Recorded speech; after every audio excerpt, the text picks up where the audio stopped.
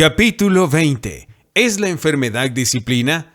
Por lo cual hay muchos enfermos y debilitados entre vosotros y muchos duermen. Si pues nos examinásemos a nosotros mismos, no seríamos juzgados, mas siendo juzgados somos castigados por el Señor, para que no seamos condenados con el mundo. Primera de Corintios 11:30 al 32.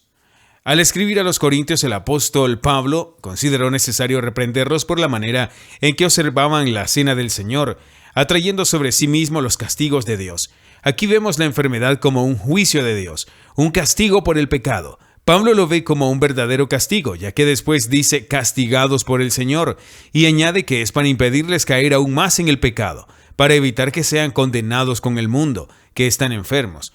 Les advierte que si no quisieran ser juzgados o reprendidos por el Señor para mostrarles la causa de su enfermedad para que se arrepintieran de sus pecados, el Señor ya no necesitaría ejercer severidad. ¿No es evidente aquí que la enfermedad es un juicio de Dios, un castigo del pecado y que podemos evitarla examinando y condenando el pecado en nosotros mismos? Sí, la enfermedad es más frecuente de lo que creemos un juicio, un castigo por el pecado. Porque Él no aflige ni entristece a los hijos de los hombres. Lamentaciones 3:33. No en vano nos priva de la salud. Quizás sea para hacernos atentos a algún pecado que podamos reconocer. No peques más para que no te suceda algo peor. Juan 5:14. Quizás porque el Hijo de Dios se ha enredado en el orgullo y la mundanalidad. Puede ser que la confianza en sí mismo o la inconsistencia se hayan mezclado con su servicio a Dios. Nuevamente es muy posible que el castigo no esté dirigido contra ningún pecado en particular, sino que sea el resultado de la preponderancia del pecado que pesa sobre toda la raza humana. Cuando, en el caso del ciego de nacimiento, los discípulos preguntan al Señor, ¿quién pecó, este o sus padres, para nacer ciego? Y él respondió, ni este pecó ni sus padres. De ninguna manera dice que no hay relación entre el pecado y la enfermedad, pero nos enseña a no acusar de pecado a todo enfermo. En cualquier caso, la enfermedad es siempre una disciplina que debe hacernos prestar atención al pecado y alejarnos de él. Por eso, una persona enferma debe comenzar por examinarse a sí misma. Primera de Corintios 11:31. Presentándose ante su Padre Celestial con un deseo sincero de ver cualquier cosa que pudiera haberlo entristecido o haber hecho necesario el castigo. Para ello podrá confiar plenamente en la luz del Espíritu Santo, que le mostrará claramente su fracaso. Esté dispuesto desde el principio a renunciar a lo que pueda discernir y ponerse a disposición del Señor para servirle con perfecta obediencia. Sin embargo, no debe imaginar que puede vencer el pecado por sus propios esfuerzos. No, eso es imposible.